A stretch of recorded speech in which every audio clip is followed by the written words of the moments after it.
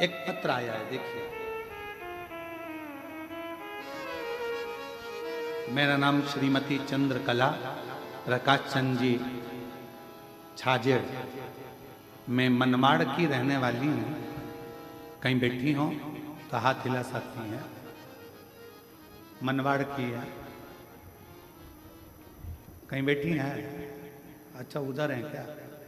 कैमरे में दिख रही हैं? इधर दिख रही हो तो हाथ हिला दो एक बार। मैं मनवाड़ की रहने वाली हूँ, हाथ हिला दो एक बार। आ जाओ, एक बेलपत्र ले जाना, आ जाओ।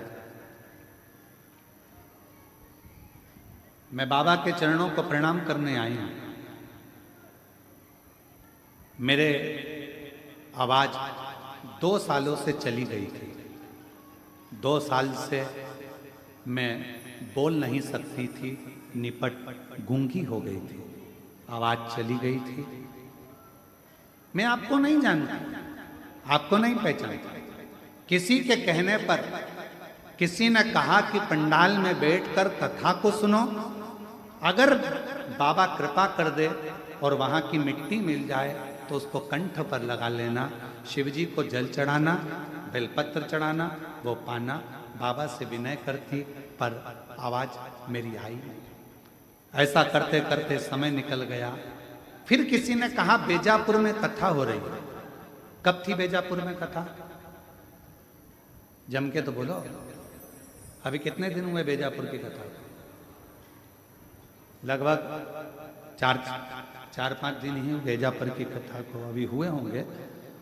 बेजापुर में कथा हो रही है, वहां श्रवण करने के लिए मैं चली गई और वहां की बेलपत्र को मैंने मंगवाया किसी से और हाथ जोड़कर प्रार्थना करी कि मैं बोल नहीं सकती, लिखकर पर्चा दिया और बेलपत्र ला दो। वो बेलपत्र मैंने पंडाल में बैठकर ही खा लिया। श्री शिवाय नमस्तुभ्यम अंदर से बोलने लगी, बाबा की मिट्टी को अपने गले में लगाने लगी। मैं बाबा का क्या धन्यवाद दूं गुरुदेव। मेरे बाबा ने दूसरे दिन ही मेरी आवाज खुल गई और मुझे बोलना आ गया। मैं बाबा को धन्यवाद देने के लिए आई हूं, यहाँ बाबा को प्रणाम करने के लिए आई हूं।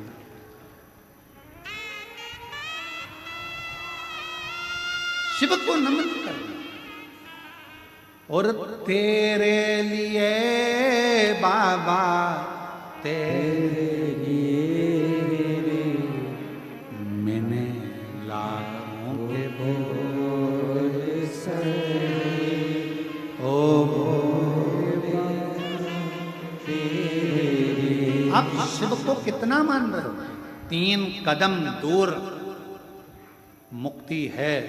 पहले नंबर पर विश्वास, भरोसा, दूसरे नंबर पर है संयम और तीसरे नंबर पर है आपका विवेक, आपकी बुद्धि। आपका विवेक, आपकी बुद्धि।